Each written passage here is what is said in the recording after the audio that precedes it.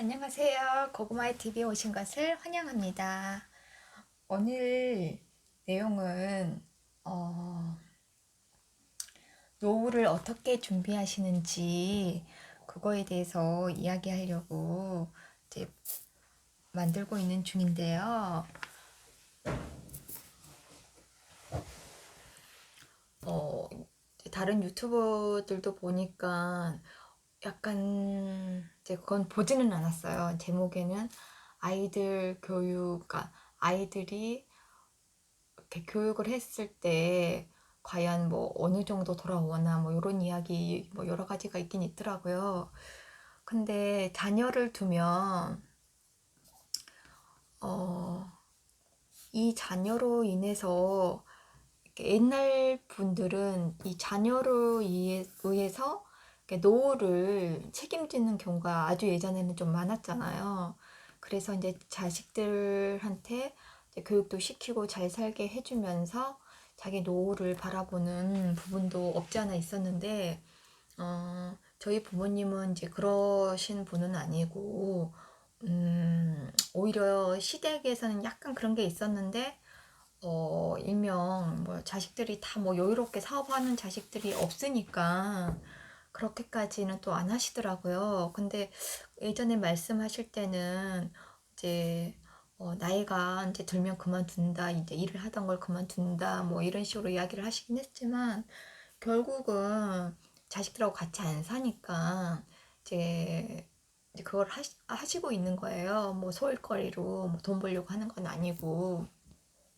이제 그런 식으로 하고는 있기도 하고, 이제 다른 분들도 봐도 이제 시골에 농사 짓는 사람들은 계속 일을 하니까 시기가 좀 오히려 더 힘든가 봐요. 그냥 말은 쉬고 싶은데 몸이 가만히 있질 않는데요. 그래서 차라리 일을 한 게 낫고, 그래서 예전에 몇 년 전에도 그런 말을 하는 거예요. 잠못 모임 중에 갔더니 한 동생이 언니 이런 말을 하는 거예요. 오히려 이 시라든지 도심지에 살고 있는 나이 드신 분들은 돈벌이를 안 한대요. 나이가 들면. 그리고 뭐 나이가 들었으니까 몸이 안 좋으니까 나이가 있으니까 이제 이러면서 자식들한테 좀 기대는 경우도 있고 또 뭐 아닌 분들도 계시긴 해요. 요즘에 보면 이제 나이가 있어도 열심히 뭘 배우고 돈도 벌려고 하는 경우들도 있고 또 반대인 경우도 있고 이제 이렇게 나눠지긴 한단 말이에요.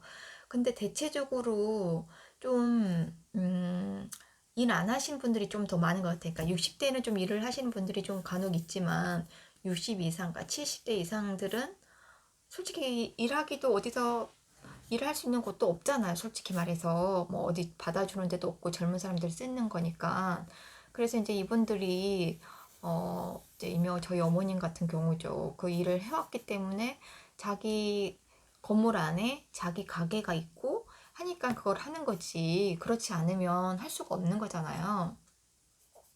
근데 이제 시골 노인분들은 뭐 70이든 80이든 90이든 일을 하는 거예요. 밭일, 농사. 그것도 옛날에는 되게 힘들었지만 요즘은 뭐 기계가 다 해주고 또 그거를 알아서 해놓으면은 업체에서 온대요. 그래가지고 그거를 사간대요. 왜 밭으로 얼마 이런 걸 하잖아요. 그러니까 막 일일이 수확하고 이런 거 뭐 팔아야 되고 안 팔리면 어떡하나 이런 걱정 안 하고 그냥 이걸 이렇게 넘기면 된대. 그럼 자기들이 알아서 팔아주고 이제 이런 시스템으로 돼갖고 있나 봐요.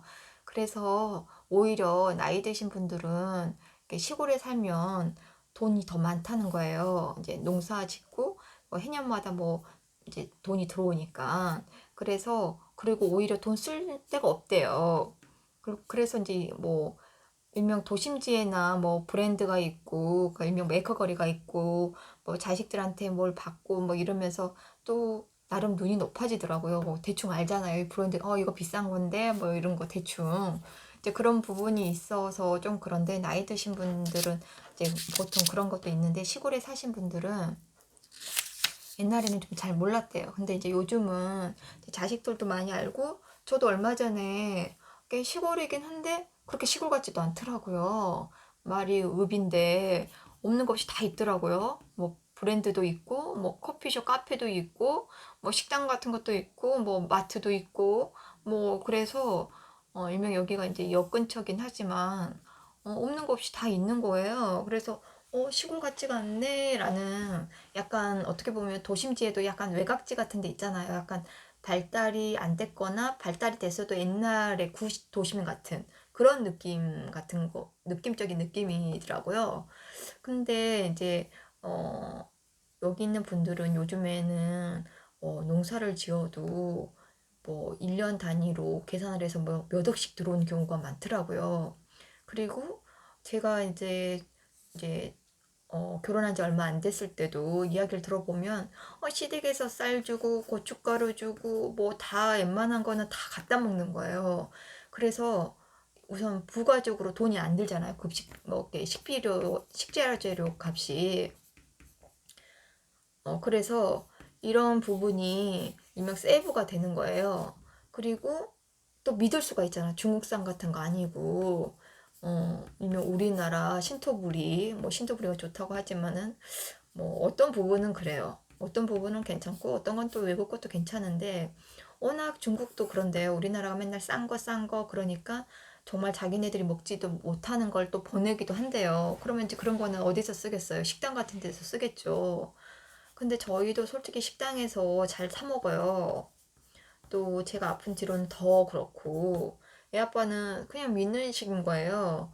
네, 그래서 그냥 그렇게 따지면 이 세상 먹고 살 거 없다고, 자기가 다 자급자족해서 농사 짓고 자기가 키워서 먹고 이래야 된다고 막 이러는 거예요. 근데 그 말이 틀린 건 아니지만, 그래서 저도 솔직히 찝찝해요. 그래서 중화요리집 가갖고도 저는 원래 자장면 먹을 때도 고춧가루를 좀 넣어서 느끼한 걸 잡아줘서 먹긴 하는데, 망설여지는 거예요. 이 고춧가루가 곰팡이 피운 고춧가루 아닐까, 뭐 농약을 많이 묻어있는 고춧가루 아닐까, 막 이런 생각이 들어서 안 뿌려 먹을 때도 있지만, 또 어떨 때는 너무 느끼하면 그냥 이거 먹는다고 안 죽지, 그리고 좀 뿌릴 때도 있어요. 사실 참 인간이라는 게 좀 간사한 부분이 없잖아 있더라고요. 그래서 이 노후 이야기하다가 이제 여기로 흐르긴 했지만, 일명 이 나이 드신 분들이 어, 늦게까지 일을 하면 늦게까지 일을 하면 그나마 자식들은 좀 덜 부담스럽겠죠. 부모님을 부양도 해야 되고 자식도 키워야 되고. 근데 요즘 솔직히 자녀 교육비가 많이 들잖아요. 그래서 어떻게 키우냐에 따라 좀 틀릴 수는 있겠지만, 솔직히 요즘 애기 엄마들은 어, 이런 말을 하면 또 애기 엄마들이 아니 우리도 많이 들었는지 하겠지만, 이미 저희 때랑 비교했을 때 나라에서 지원을 좀 많이 해주잖아요. 저희 때는 그런 게 일자로 없었거든요. 솔직히 말해서. 그리고 뭐 지원이 좀 됐다고 뭐 하면은 안 되는 거예요. 일명 애 아빠 연봉에서 걸려버리는 거예요. 사실 연봉이라는 거는 외벌이, 맞벌이 이게 틀리잖아. 솔직히 말해서 외벌이는 한 사람이 버는 거고 맞벌이는 두 사람이 버는 건데, 이걸 같이 적응하지 않고 그냥 얼마 이렇게 해버리니까 이제 안 되는 거예요. 일명 재산조회나 되고 막 그 은행 고지서 이런 걸막 날아오는 거예요. 그 사람에 대해서 즉 일명 재산 가치가 얼마 정도 있는지 파악을 하기 위해서. 그러니까 왠지 기분이 나쁜 거예요. 내 정보를 다 노출시키는 것 같아서. 이제 그래서 결국은 안 됐지만, 일명 아무리 혜택이 있다고 해도 그 선은 있는 것 같더라고요.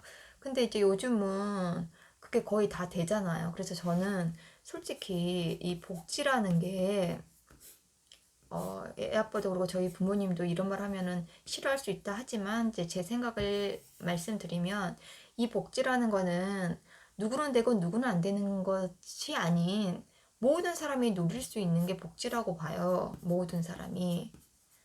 그래서 이제 복지도 좀 나눠줘야 되겠죠. 모든 사람이 누릴 수 있는 것도 이제 어느 정도 있고, 그 다음에 정말 좀 힘드신 분들, 뭐 나이 드신 분들 이런 부분한테 좀 가는 부분도 있고, 좀 이렇게 해야지 좀 살만한 세상이지 않을까요? 근데 이제 그게 어디서부터 어디까지 해주냐, 이제 이런 부분도 없지 않아 있겠지만, 외국을 볼 때는 이렇게 우리나라도 연금이 있고, 이렇게 내는 세금 같은 것도 있잖아요. 이 세금이 외국은 또 이렇게 돼 있잖아요. 많이 낸 만큼 많이 받아가는 것도 있어요, 사실. 근데 저는 그게 자본주의에서는 맞다고 보긴 해요. 근데 이제 일명 재벌들은 솔직히 많으니까 그거까지는 생각은 안 하지만 이제 우리나라도 중산층이 무너진다 그러잖아요. 중산층 해봤자 일명 특히 뭐 의사라든지 변호사분들은 워낙 많이 보니까 좀 덜 그러겠지만 이게 대기업 다니거나 뭐 중소기업 다니거나 뭐 이렇게 하신 분들 있잖아요. 직장 다니신 분들. 이런 사람들은 유리지갑이 있기 때문에 세금이 그냥 그대로 나간단 말이에요. 어떻게 뭐 다른 방법을 쓸 수도 없고 뭐 사업하는 사람들은 뭐 다른 뭐 루트를 통해서 이렇게 할 수는 있겠지만 대부분 이래서 돈을 모으기도 힘들 뿐더러 이렇게 딱 드러나는 게 너무 이렇게 확연하니까 이제 그런 부분이 없지 않아 있기 때문에 어, 세금은 많이 내지만 그 세금이 이제 다른 데로 가고 또 이런 말 있잖아. 차상위 계층이라든지 저소득층도 정말 이 사람들도 필요하지만 여기 이걸 받는데도 불구하고 그런 환경에서 살고 있는 게 아닌 거예요. 예를 들어서 자산이라든지 자기 거를 갖다 다 부모님한테 명의를 다 해놓은 거예요. 그러고 나서 자기는 여기에 해당되든 여기에 해당되든 이래서 나라에서 돈을 받는 경우가 있고 또 반대로 부모님이 또 자식들한테 이렇게 하면서 받는 경우도 은근히 있더라고요. 그래서 저도 애기 키울 때 이런 이야기를 많이 들었어요. 뭐 차 같은 거 몇 cc 이상이면 안 되고 어쩌고저쩌고 하니까 그런 건 다 부모님한테로 다 넣어놓고 자기는 그런 게 안 되니까 혜택 받고 이런 게 좀 있었거든요. 근데 뭐 저희는 이제 뭐 그런 식으로 편법을 쓰지는 않았었어요. 뭐 그래서 뭐 안 된 것도 있지만 뭐 일명 이런 사람들은 그러겠죠. 그렇게 할 수 있는데 당신들이 안 했으니까 그렇지라고 말할 수는 있지만 어찌 됐건 저는 이런 세금 같은 게 이제 외국 이 사례 이야기하다가 말았지만 이렇게 세금을 많이 걷기 때문에 젊은 애들이 힘들대요. 근데 힘들어서 참는데요. 왜냐하면 나이 들어서 그 돈을 다시 받을 수 있으니까. 자기가 나이 들어서 일을 안 해도 그 돈을 받을 수 있으니까. 그래서 돈을 내는 걸 아깝지 않게 생각을 하는데 우리나라는 꼭 그렇지가 않잖아요. 자기가 냈긴 냈어도 받는 돈은 어느 정도밖에 연금이라는 것도 넣어야지 되고 회사에서 지원되니까 몇 퍼센트 나가고 몇 퍼센트는 회사에서 내주고 뭐 이런 거잖아요. 시스템이. 그렇지만 외국에서는 뭐 이런 부분도 뭐 좀 있겠죠. 몇 퍼센트 떼가지고 주는 건 있겠죠. 그렇지만 그래도 자기가 내 만큼 받을 수 있는 게 많은데 저는 애 키울 때 한 번도 받아본 게 없고 딱 한 가지 있다는 건 뭐냐면 그 몇 세 이상부터 자궁경부암 이 자궁경부암 주사 맞는 거 있잖아요. 예방접종 이거 딱 한 개만 받아봤네요. 근데 저 윗부분 분들은 이런 것도 못 받았겠죠. 저희 언니도 그 말을 하더라고요. 나도 못 받았다고 하나도 이제 그러긴 하니까 저는 이런 부분이 있는 거예요. 그러니까 요 밑에 자녀 어린 지금 이제 젊으신 부모 뭐 아이들이 어리거나 이런 부분 이제 이런 부분에 있는 부모들이 봤을 땐 좀 싫어할 수는 있지만 뭐 못 해주라는 게 아니라 하지 말라는 게 아니라 이제 여기다가 다 이렇게 몰아주는 것보다 저는 일명 형평성 맞게 여기다가 이렇게 해줬으면 그 위에도 조금씩 이렇게 올라가야지 된다고 봐요. 만약 예를 들어서 저희가 이걸 받았다 하면 그 위에는 뭐 다른 걸 혜택을 준다든지 뭐 이런 식으로 조금씩 이렇게 가야 되는데 그래도 이제 요즘은 그런 거 있잖아요. 청년수당. 이제 그게 생겨서 뭐 이렇게 봤는데 이제 일명 이것도 말이 많잖아요. 일명 취직하려고 사진 찍고 원서 쓸 때 내라고 돈이 없을 수 있으니까 이걸 지원을 해주는데 정말 이렇게 필요한 절실한 부분도 있지만 또 이렇게 안 하고 그 돈으로 흥청맞아 쓰는 경우가 많대요. 뭐 노래방 가가지고 뭐 탕진을 한다든지 뭐 PC방 같은 데 가고 심지어 저희 엄마도 그런 말을 하더라고요. 이런 걸 받으니까 일명 그런 거리, 뭐 포장마차 거리 이런 데도 되게 사람이 많이 온대요, 젊은 이들이. 이제 이런 걸 봤을 때 우리나라 세금도 좀 새고 있다는 느낌이 드는 거예요. 그래서 어떻게 보면 책상 정책 뭐 이런 식인 것 같고 그래서 저는 이제 이 노후 대비라고 하면서 이런 이야기를 한 거는 우리가 자녀를 키울 때 교육비가 많이 들잖아요. 저희 딸 이렇게 해보니까 진짜 많이 들더라고요. 근데 저보다 훨씬 많이 드신 분들도 진짜 많아요. 저는 이제 정말 기본만 시킨 거고. 그래서, 어, 일명 자사고 특목고 외고 이런 걸 얼마 전에 인터넷으로 보니까 정말 1년에 몇천 들어가야겠더라고요. 그 학교 자체에서도 뭐 1,000만 원 이상 들어가는데 그것만 들어가겠어요. 그리고 뭐 방학 동안에는 또 뭐 다른 학원 보내고 뭐 좀 이러겠죠. 유도리 하겠죠. 이건 학교 자체에서 뭐 들어가는 돈이니까. 그리고 저희 애 아빠 회사도 교육자금이 지원이 된다고 하지만 100%가 아니더라고 보니까. 그 왜 육성회비라고 학교 운영비 있잖아요. 육성회비 이거랑 입학금이랑 교재비도 안 들어가요. 수업료 딱 이 세 가지만 들어가더라고요. 이 세 가지만. 근데 또 저희 쪽은 이제 입학금을 이제 안 받나 봐요. 이제 뭐 시에서 지원을 해주는지 뭐 올해부터 그랬었던 것 같긴 해요. 올해부터. 그래서 입학금이 없다고 하더라고요. 뭐 다른 지역도 그런 데가 있고 안 그런 데도 있고. 이거는 근데 얼마 안 돼요. 솔직히 입학금은 만 몇천 원, 뭐 많아야 2만 원. 그러니까 만 원에서 2만 원 사이인 것 같아요. 이건 별로 안 되니까 별 의미 없고 육성회비하고 수업비니까 한 요거만 해서 한 뭐 2, 30만 원 돈, 뭐 좀 비싼 데는 뭐 30만 원에서 40만 원 사이 이렇게 나갈 거예요. 근데 그래도 이거라도 어디겠어요. 한편으로는 그러겠죠. 그거라도 어디야 우리는 못 봤는데 이런 부분도 있을 거예요. 근데 이제 일명 이걸 이야기를 하려는 건 아니고 이거 외에 더 많이 들어간다는 거예요. 뭐 기숙사비, 방과후, 또 교재비, 또 뭐가 있지? 뭐 교복, 뭐 체육복도 있고 또 급식비. 이제 급식비도 이제 무상으로 된다고 하네요. 맞아. 급식비도 이제 무상. 그리고 이게 이제 내년 되면, 내후년 되면, 그러니까 내년이죠. 내년이 되면 이제 의무 교육으로 되니까 돈이 안 들어가니까 이건 없어지더라도 이건 아마 낼 거예요. 기숙사비랑 방과후, 뭐, 교재, 뭐, 교복 같은 거. 이런 거는 낼 거예요.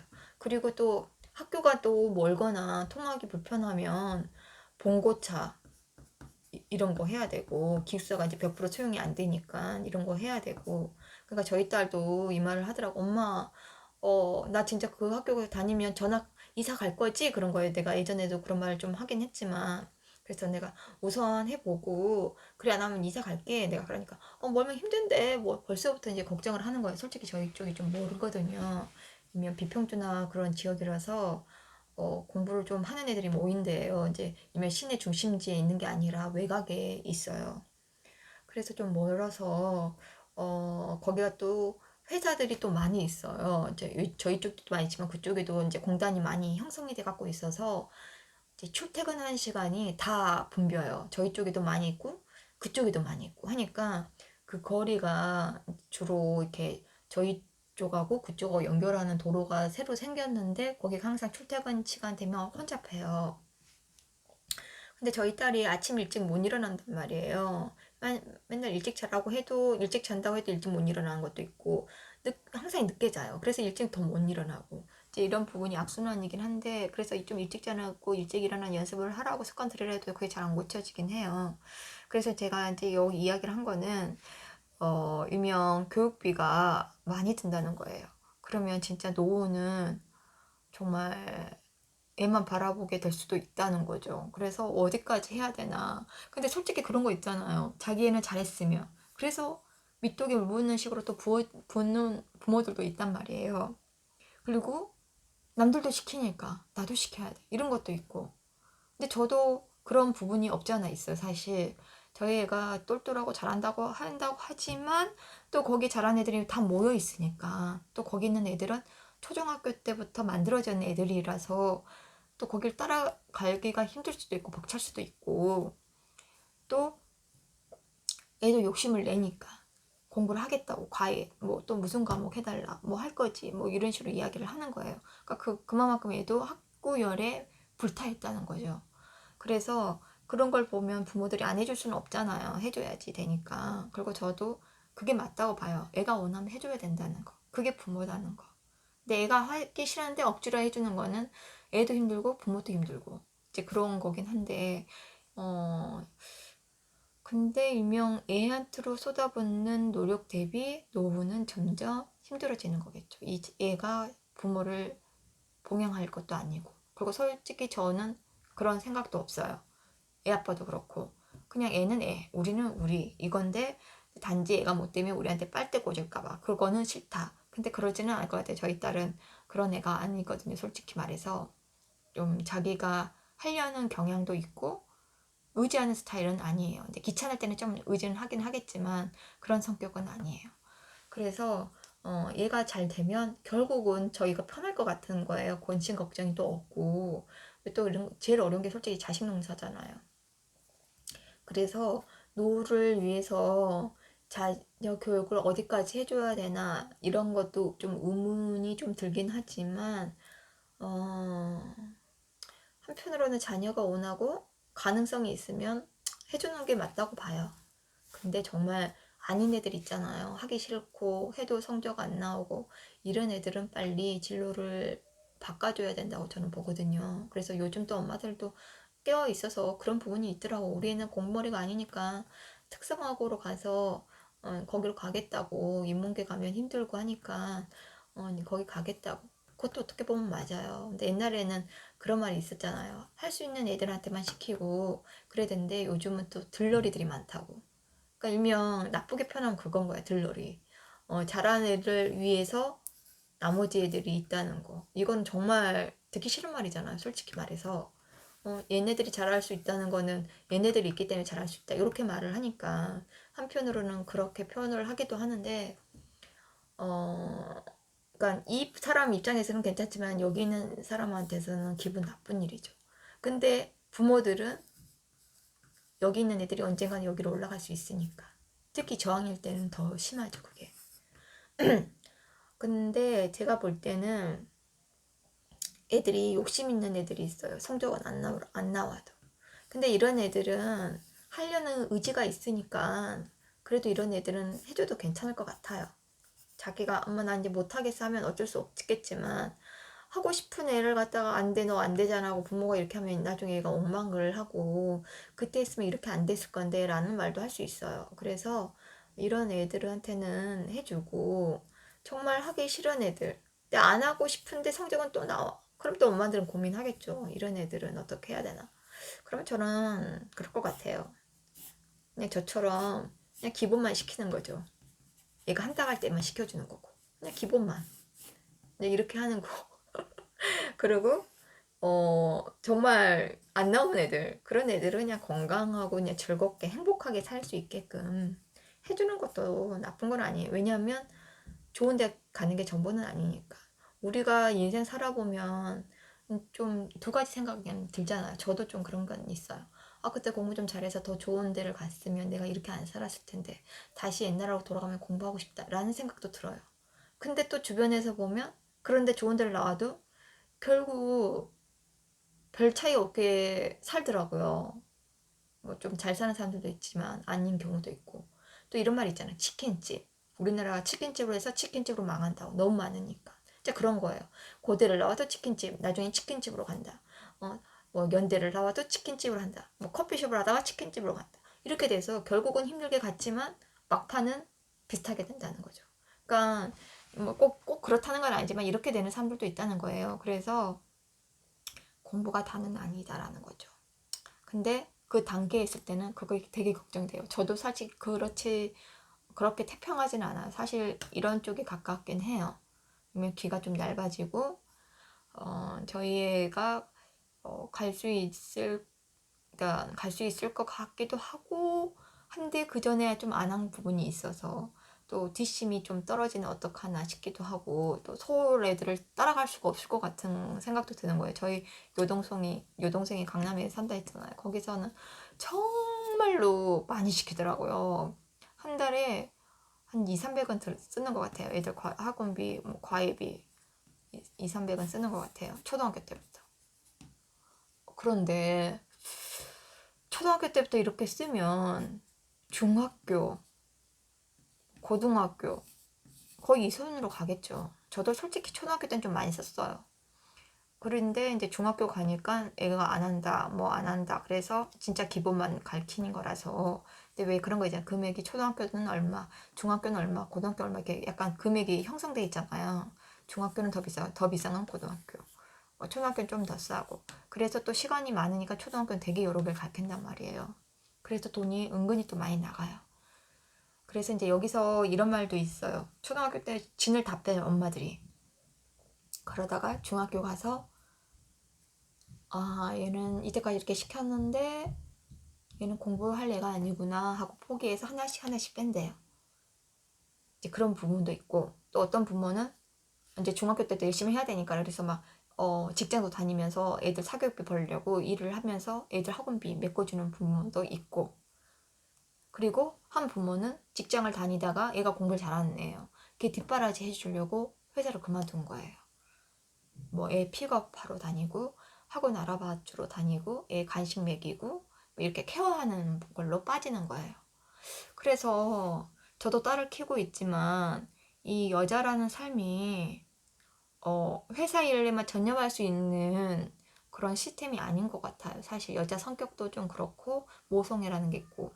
근데 만약에 주변에 뭐 부모님이 계시다 그러면 좀 달라질 수는 있잖아. 누군가 의지하고 맡길 수 있고 그런 부분이 없잖아 있으니까. 근데 이제 그런 애들이 겉돌고 어쩌고 하면은 또 엄마들이 그만두고 들어앉더라고요. 이제 애들이 학교에 문제를 일으키거나 문제가 많으면 엄마들이 감시하는 거죠. 그러려고 또 그만두고 들어오는 경우도 있고.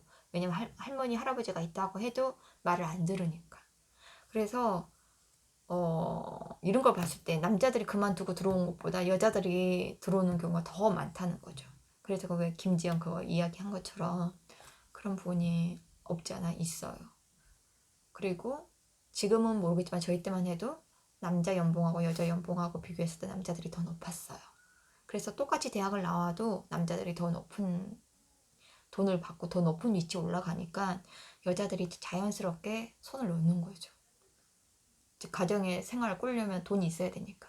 그래서 둘 중에 누가 많이 버냐? 이걸로 해서 손을 놓는 거가 되게 많았어요. 그래서 이 노후라는 것을 위해서 자녀 교육을 얼마큼 시켜야 될지는 여러분들이 잘 생각하실 거라고 생각은 하지만 이게 쉬운 일은 아니라는 거. 그거 알아서 잘 계획을 세우세요. 저도 솔직히 많이 들 거라고 예상은 했지만 이렇게까지는 솔직히 생각 못 했어요.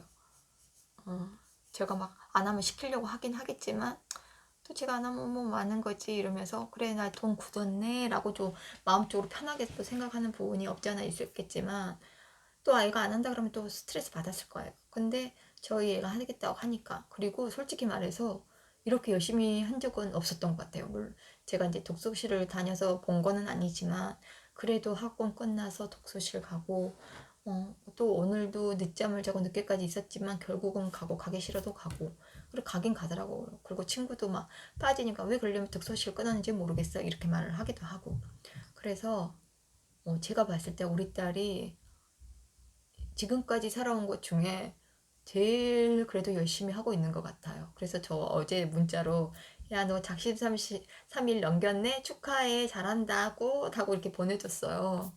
솔직히 며칠 하다가 좀 엄마 나 못하겠어. 힘들어. 막 이러고 약간 어리광 부릴 것 같았는데 그래도 대견하게 잘 견뎌내 주더라고요.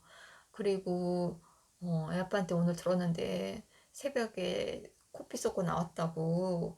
근데 저희 딸이 자다가도 코피 쏟으면 깨서 나오거든요. 근데 좀 스타일이 집이 건조하면 코피를 잘 쏟아요.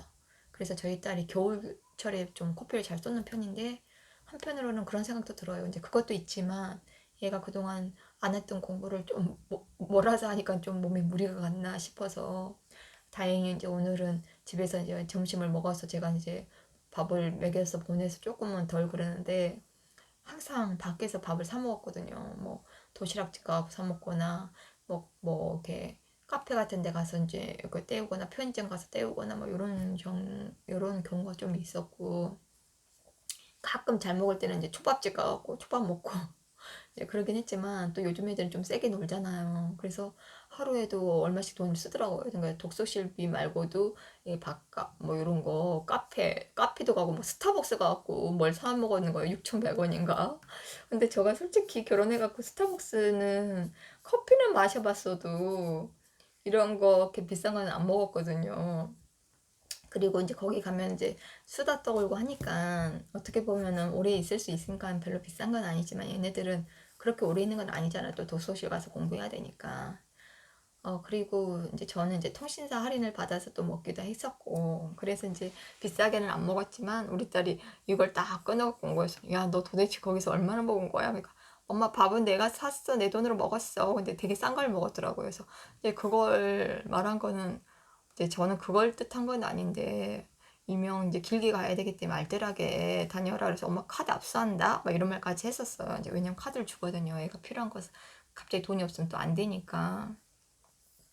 그리고 또 저희 딸은 처음에 돈을 주라고 하는데 돈이 있으면 막 쓸 것 같고 또 금액이 넘어설 수도 있고 안 넘어설 수도 있지만 또 일명 저희는 또 월급쟁이라 솔직히 카드를 저희 많이 써요. 많이 써서 뭐 별로 못 받긴 하지만 현금을 쓰면 또 얘가 현금 영수증을 쓰는 게 아니니까 한편으로는 그냥 카드 써 그러면 마일리지라도 올라가지 이제 이런 마음으로 이제 줬단 말이에요. 근데 어, 이런 거는 장기전이잖아요. 근데 이제 일명 기숙사를 하냐 안 하냐 차이는 애들이 중학교 내신 갖고 이 학교를 간단 말이에요.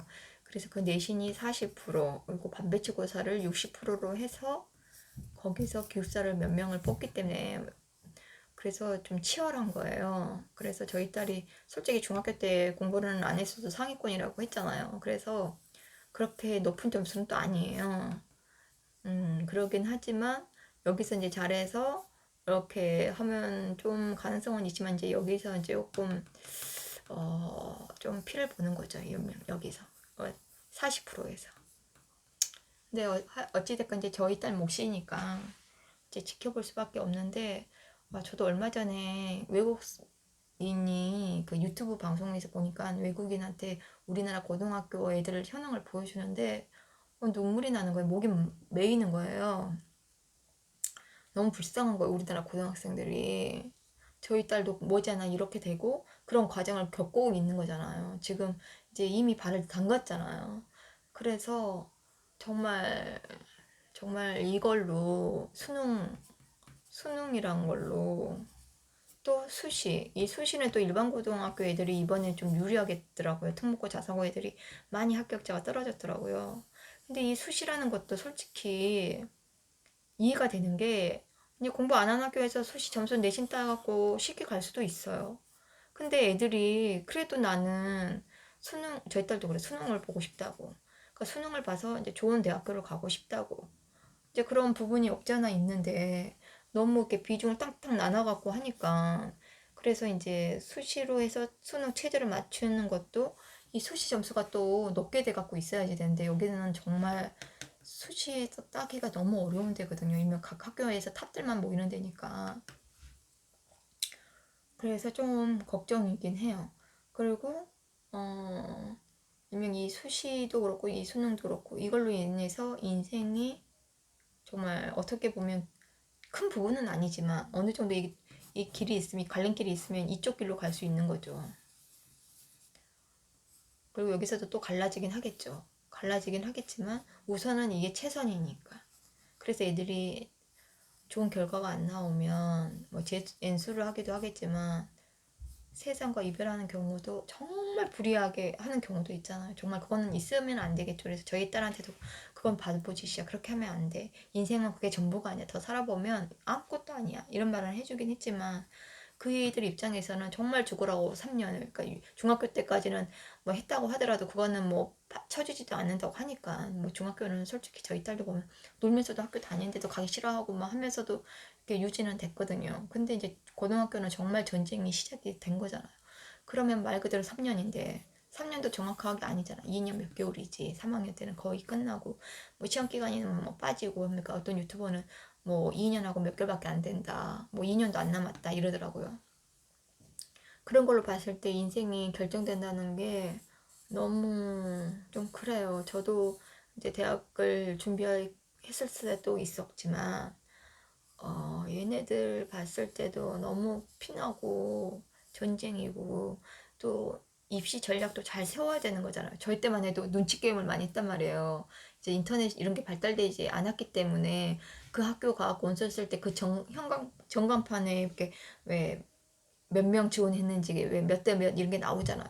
그걸 보고 막 지원한 경우들도 있었어요. 애들이 눈치 게임으로 거기 추운데 막 벌벌 떨면서 막 예를 들어서 5시가 끝나면은 5시 전 한 10분, 20분 전까지 막 보고 있다가 탁 집어넣고 뭐 이런 것도 없지 않아 있었는데 요즘은 뭐 실시간으로 이게 뜨잖아요. 그래서 이제 좀 서류 같은 걸 미리 넣고 이제 이런 부분이 있었지만 저희 때는 이제 그렇지 않았단 말이에요. 그리고 그 지역 가갖고 이제 학력고사 볼 때 그 지역 가갖고 시험 보고 막 이제 이런 건 있었는데 이제 그것도 마찬가지로 시험 한 번 보고 잘못 봐버리면 무너진 것처럼 저도 수능을 갖다가 이제 보기도 했어요. 그래서 수능으로 이렇게 했는데 어 마킹을 잘못하고 밀렸어 버리고 고치다가 다시 밀려고 번지하고 손에 땀이 나고 긴장을 하니까 번지고 좀 이렇게 됐단 말이에요. 그래서 이게 전부가 아닌데 이걸로만 결정을 짓는다는 거. 그래서 또 수능할 때 긴장하면 못 보니까 차라리 수시하는 게 낫다라는 말도 했는데 저희 딸은 이제 가고 싶은 대학교를 이제 조금 생각을 하는데 이제 수능 체제가 있으니까 지금 또 수능을 준비하고 싶다고. 그래서 이제 그래라 이제 이렇게는 하긴 했지만 어찌됐건 제 목소리 좀 힘이 없어지네요. 애들 생각하니까 저희 딸도 이제 이런 과정을 겪을 거니까. 마음이 아파요. 그래서 요즘에는 애한테 짜증도 안 내고 그냥 안쓰러워요. 너무 우리나라는 학벌 위주 사회? 어, 저부터도 아니라고 할 수는 없어요. 왜냐면 사회가 그렇게 보니까, 그렇게 만들어 가니까 저도 거기에 발맞출 수밖에 없는 이제 엄마인 거죠. 애에 대한, 애가 좀 더 나은 삶을 살길 바라기 위해서 이렇게 하는 건데 또 결국은 여기까지 못 가면 또 이제 다른 길이 있긴 있겠죠. 근데 우선은 이게 최선이니까. 여기에 놓여 있을 때는. 그래서 이제 이렇게 하는 거긴 한데 어떨 때는 좀 지금 초등학교 어린 애들 부모일 때는 조금 그래도 근심 걱정은 좀 없을 것 같아요. 이런 시스템이 조금씩 바뀔 것 같아요. 근데 지금은 그 전부터 이렇게 해왔기 때문에 이렇게 되는 거죠. 저 때만 해도 그런 생각은 했었어요. 솔직히 저희 초등학교 때만 해도 이제 달라질 거지, 달라질 거야, 뭐 이렇게 생각을 했는데 그렇게 달라지지는 않더라고요. 근데 이제 지금부터 이렇게 하면 초등학교 아니더라도 지금 유치원 애기 엄마들은 또 되지 않을까요? 그런 세상이 오지 않을까요? 그래서 여기까지 시청해 주셔서 감사합니다. 저 이제 목이 메어서 더 오늘 못할 것 같아요. 그럼 여기까지 할게요. 안녕.